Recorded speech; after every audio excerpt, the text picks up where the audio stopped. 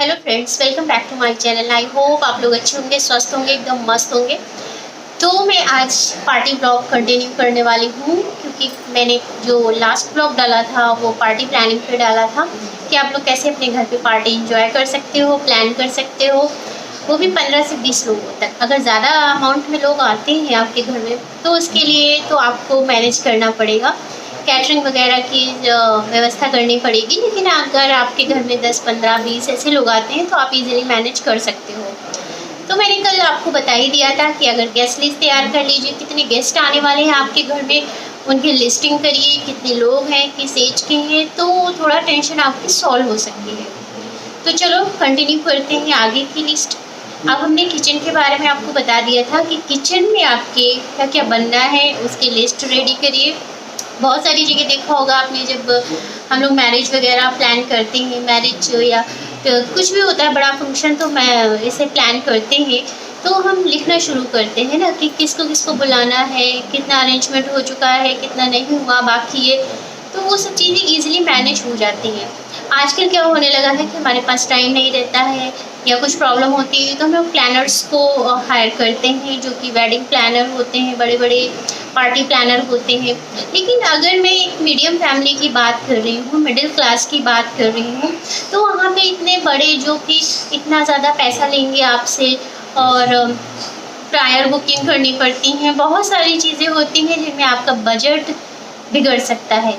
तो उस पर्पज़ से मैं आपके लिए लाई हूँ ये वाला ब्लॉग कि आप इजीली 15 से 20 लोगों की पार्टी कैसे मैनेज कर सकते हो। तो चलो स्टार्ट करते हैं आगे की जर्नी। तो दोस्तों देखो, आज मैंने हल्का सा मेकअप किया हुआ है। मैंने भी मेकअप सीखा हुआ है, और अगर आपको फर्दर वीडियोस चाहिए मेकअप पे तो मैं बना सकती हूँ। आप प्लीज़ उसमें कमेंट करिए, सब्सक्राइब करिए। जिन्होंने अभी नहीं किया है सब्सक्राइब कर लीजिए, तो इससे आपको बहुत फ़ायदा होने वाला है, क्योंकि मैं मेकअप के भी वीडियोस लाने वाली हूँ। पार्टी मेकअप, अगर आप किसी भी पार्टी में जा रहे हो तो हल्का सा मेकअप कैसे करें, मैंने देखा है, मेरे ऊपर हो चुका है, मेरे ऊपर बीत चुका है ये चीज़ कि किसी भी शादी में जाती हूँ, अगर पार्लर से मेकअप करवाती हूँ ना, तो वहाँ पे शक्ल मेरी चेंज हो जाती है। इतना ज़्यादा हैवी मेकअप कर देते हैं वो लोग कि शक्ल ही बदल जाती है। मैंने अभी रिसेंट में मेकअप करवाया था, मेरी सिस्टर की शादी थी, और वहाँ पे ना आप मेरे को पहचान नहीं पाओगे। हालांकि अच्छा लग रहा था, लेकिन इतना भी क्या यार कि शक्ल बदल जाए, है ना। तो आपको मेकअप कैसे करना है कि आप लगो और आपका जो भी मेकअप हो खिल के आए, है ना। अगर जब कोई भी इम्परफेक्शन है आपके फेस पे, जैसे मेरे ना एक्ने के स्पॉट्स हो जाते हैं, स्कैर्स हो जाते हैं, तो वो बस हाइड हो जाए और थोड़ा सा ग्लोई फेस दिखे। हमें यही तो चाहिए होता है ना, ये नहीं चाहिए होता है कि हमारा फेस ही बदल जाए, ऐसा तो नहीं लगता है। तो मैं आपको सिखाऊंगी कि कैसे करना है अपना मेकअप। मैंने खुद से सीखा है उसके बाद में। तो चलो पहले पार्टी का प्लान कर लेते हैं, फिर मेकअप की बात करेंगे, है ना।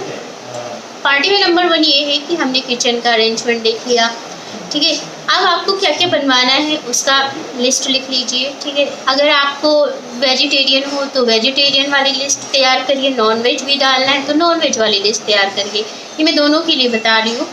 और स्नैक्स में क्या देने हैं, ठीक है, कोल्ड ड्रिंक्स वगैरह कैसे देनी है। समर है तो आपको जूसेस, शेक्स और कोल्ड ड्रिंक हो गया, शिकंजी हो गया, मोज़ितो हो गया, ढेर सारे ड्रिंक्स हैं जो आप उनको कैटेगराइज कर सकते हैं अपने बजट के अकॉर्डिंग।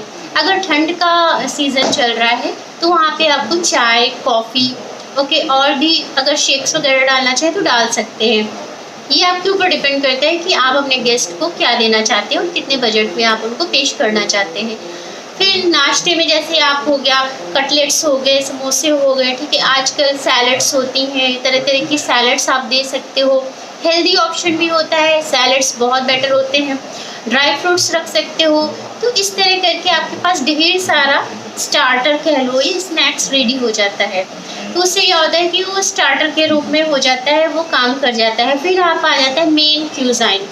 जो मेन हमारा खाना होता है उसमें आप अलग से प्लान कर सकते हो। रोटियां बना सकते हो, आप नान बना सकते हो, पराठे दे सकते हो, उसके साथ में दाल मखनी, छोले, पनीर, कोई भी सब्जी आप बना सकते हो। राजमा की बना सकते हो, या सूखी सब्जी में देख लीजिए तो मिक्स वेजिटेबल दे सकते हो, ये हर जगह चलता है। या कोई स्पेसिफिक सब्जी बना सकते हो जो आपके एरिया में चलता हो। ठीक है। सैलड्स तो देना ही देना होता है, खाने के साथ में सैलड ज़रूर दीजिए, और उसके साथ में कुछ अचार या रायता, दही, ये सब भी रखिए। ओके। खाने के बाद में हमारा मेन चीज़ आता है कि हमें स्वीट्स में क्या देना है। तो आप घर पे भी हलवा बनवा सकते हो, या रसगुल्ले वगैरह बना सकते हो, या बाहर से भी मंगा सकते हो, ये तो ऑप्शनल है कि। तो ये हो गया हमारा खाने का। ओके। खाने के बाद में थोड़ा सा सौंफ हो गया, मिश्री हो गया, ये जो माउथ फ्रेशनर होते हैं ना, ये बहुत काम की चीज़ होती है। माउथ फ्रेशनर भी रेडी रखिए अपने पास, और साथ में नैपकिन्स वगैरह भी टेबल या कहीं भी आप सजा के रख दीजिए कि इस खाने के बाद ना सब लोग वहाँ पे अपने हाथ पोंछ सकें, या चेहरे पे लग जाता है कुछ, उसको पोंछ सकें। तो ये सब ना मैनर्स में आती हैं थोड़ी सी चीज़ें, तो आप उनको अप टू डेट रखिए चीज़ों को। और आता है बच्चों का काम, तो बच्चों का काम तो बहुत ही अजीब होता है, वो तो आसानी से मानते नहीं है। तो उनके लिए आप बलून्स कलेक्ट कर सकते हो। एक बलून का पैकेट ले आइए और उनको फुला के दे दीजिए, तो वो आराम से खेलेंगे, बलून से खेल सकते हैं।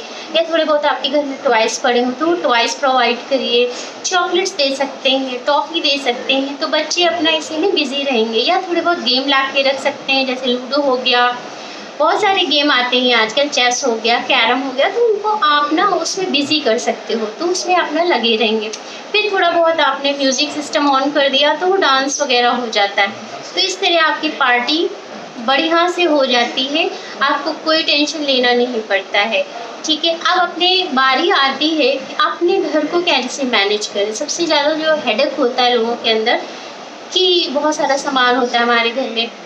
बड़ा घर है तो चलो कोई बात नहीं, अगर घर का साइज़ छोटा है, स्मॉल हाउस है आपका, तो आप क्या करोगे, है ना। तो ऐसा करिए कि जो यूज़ में सामान नहीं आ रहा है, पहले तो उसको हटा दीजिए, वहाँ से किसी और जगह शिफ्ट कर दीजिए एक दिन के लिए।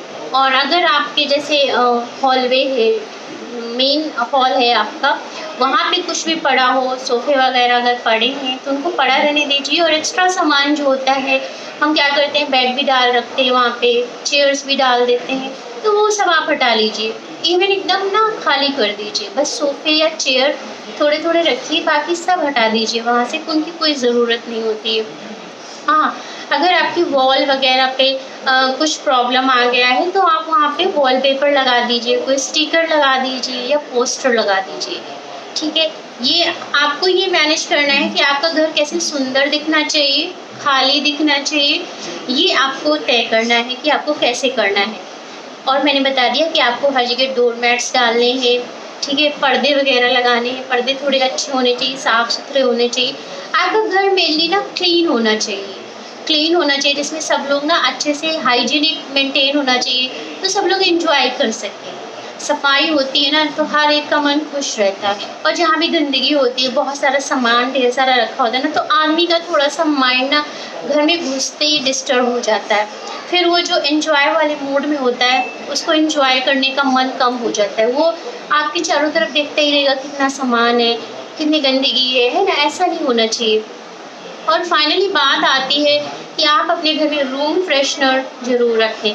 जिस दिन पार्टी हो ना, उस दिन कई सारे हर जगह या तो ओडोनिल के सैशे आते हैं, वो यूज़ करिए, या फिर स्प्रे आते हैं, वो यूज़ करिए, और या तो ऑयल्स आते हैं, आजकल बर्नर ऑयल्स आते हैं, तो उनको कहीं लगा दीजिए, तो धीमे धीमे अच्छी सी महक फैलती रहेगी।